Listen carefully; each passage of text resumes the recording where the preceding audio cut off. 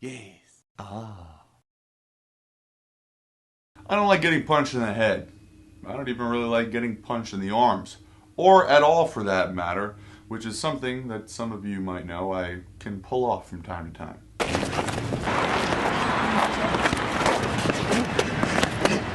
Now, if you learn some simple techniques, you don't have to get punched in the face either, so I'm going to teach you one. It's my favorite way to deal with a straight punch, and it's called the slip, or sometimes I refer to it as the straight slip. Either way, the first thing that you need to know in a straight slip is a movement called the shoulder pop. The shoulder pop. So look, this is a movement that I use for the most part just to load up a punch. So for example, if my left shoulder's in front, my right shoulder's in the back, I want to put my left shoulder in the back in order to get some power. Now I can unwind with that shoulder. So the shoulder pop is the movement that basically does that. I'm just like dipping into something so I can fire a punch from the other side. Now the reason why this is important to reference is because a slip is like a shoulder pop, but you obviously move in and you move your head a little bit deeper. Not much deeper, but you have to move it a little bit more because it's not like you're just loading up a punch. You know, you want to be making the guy miss, so the head movement has to be a little bit more significant.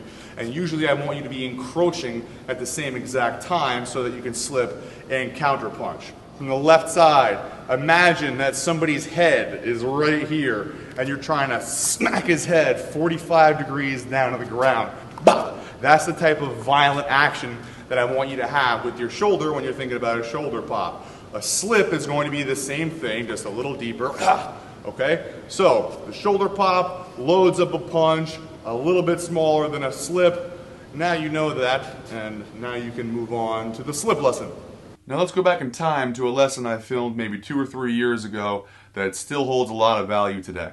So, just like in the shoulder pop, we're going to kind of crunch this ab, take this shoulder 45 degrees. Now the whole point of slipping is to just move enough to make him miss his punch. So Tom holds his arm out. I need to make this punch miss. I step that much. I want you to imagine a fist. And now I want you to imagine the point where this fist would actually make contact with my face. It's interesting to note that I barely have to move my head in order to make this punch miss entirely. Maybe 6 inches of movement in either direction, and that punch would never come in contact with me at all. Let's examine this a little further. So watch as my boy Casey tries to punch me in the face. And please note, he is actually trying to throw his fist into my face. What I'm going to do is execute a simple movement known as a slip, where I move very little, I don't freak out, and because I remain calm and execute this movement, he misses every single time.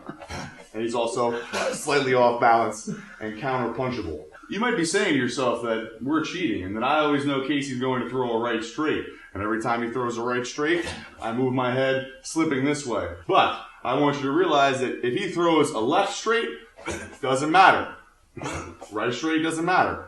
No matter what he throws, as long as I move my head 6 inches that way in the middle of the slip, he's going to miss. So I'd like to point out that making somebody miss repeatedly is a pretty terrible strategy. In fact, I recommend that you program yourself to counterpunch immediately after you slip and make somebody miss. So Casey doesn't get a second chance to throw a punch at me. So he throws a punch in my face, I slip, I throw a massive hook to his head, and that ends it right there. Now before we continue, now seems like an excellent time to click the like button below this video. It might be over there. I don't know where it is. And subscribe while you're at it. Now the main difference between a shoulder pop and a slip is just the fact that I need to get close to this guy during my slip, and a shoulder pop is very abrupt. It's just for a little extra power in your punch. In this case with a slip, I need to actually make sure my head misses, and I need to get close to him. So this is the length of Tom's jab. My hook is considerably shorter. My uppercut also shorter, and those are my big power punches that I want to hit him with after he misses his jab. So I need to make sure I step like 12 to 18 inches in while I do like kind of a deep shoulder pop. I don't want to do too deep of a shoulder pop. I want to save my energy, and I want to get to that counter punch as fast as possible. Again, Tom throws a jab to my face. I step in. I can hook him to the body. Boom. I can hook him to the head. Boom. It doesn't even matter if he's pulled his hand back. I'm in close. I can still see his body. I can still split his hands with that uppercut. So that's a slip that loads up your right shoulder.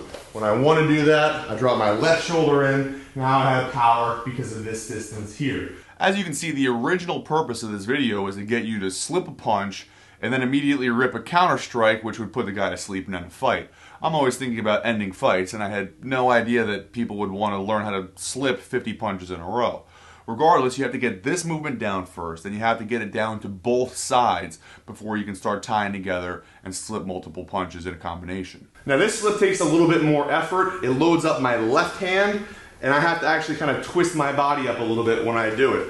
So if Tom throws a jab, whoop, I slip in this way, I get closer, my right shoulder is in. Now I can hook him directly to the body, I can hook him to the head. I love hooks from the lead hand off of a slip. Again, the success of my counter punch after the slip is based on my ability to get in close. Now, when you're doing a slip, I need you to be high on your toe. The reason for that is so I can actually pivot on my hooks. My foot is flat, I can't pivot at all. That's something we've talked about in previous lessons. So, in order to practice this, if you want, you can have one of your boys sit there and kind of try to jab you in the face. I get in.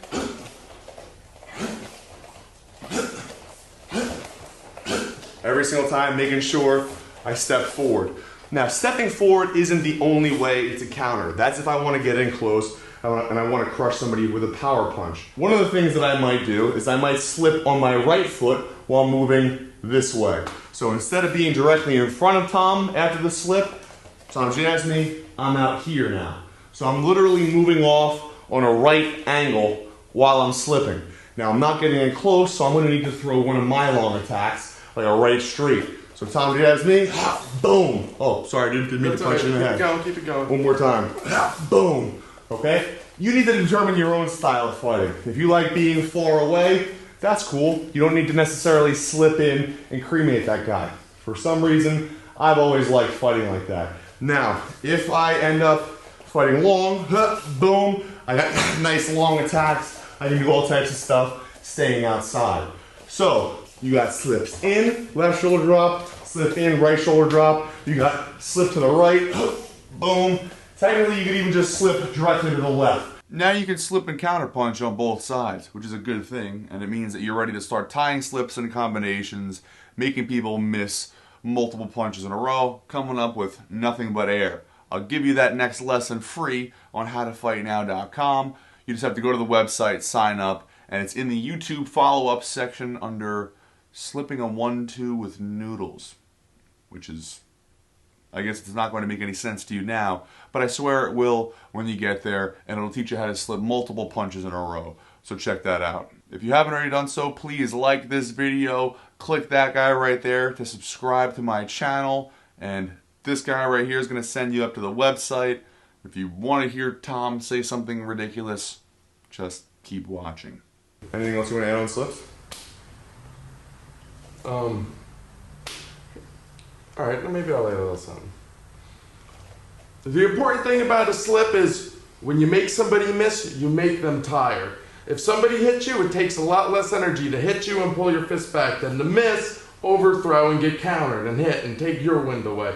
So slips is very crucial. Boxing emphasizes on it a lot because it is part of the sweet science that makes it really, really effective form of attack. Write that shit down.